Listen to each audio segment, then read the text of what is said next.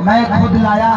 मैं बोला कि देखिए मेरे चंपारण पे मैंने ऐसे शो किया है, लेकिन हमारी मेहंदी फिल्म रिलीज हो रही है और हमारी यूपी बिहार की पब्लिक आपको बहुत प्यार करती है।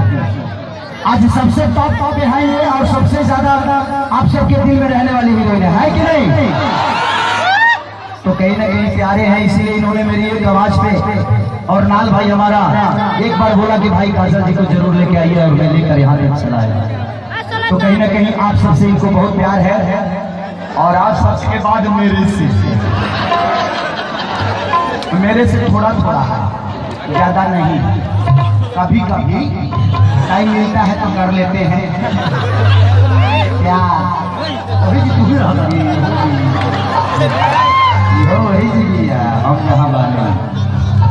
चलिए तो इन लोगों का आदेश है कि गाने पे ओह मेरे बाबू को क्या हो गया, मच्छर हो गया। यहाँ के मच्छर बहुत खच्चर होते हैं। कहो अगर काट लिया ना फिर समझो कि तुम्हारा एक्स हो जाएगा। नहीं जाओ, अभी हम रिकॉर्डिंग डांसिंग के साथ करेंगे, ठीक है? आप लोग हल्ला मत करिएगा।